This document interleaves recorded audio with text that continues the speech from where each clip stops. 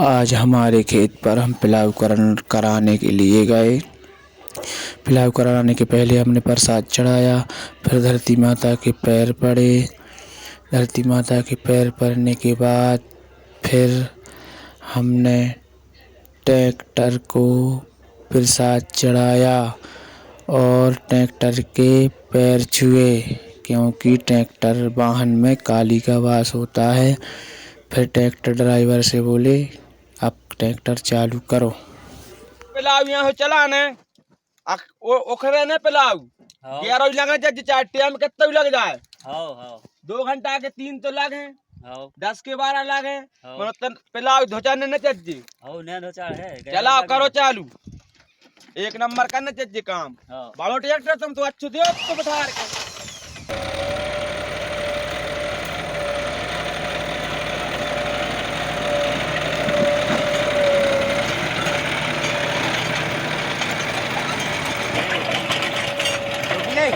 पड़ा जा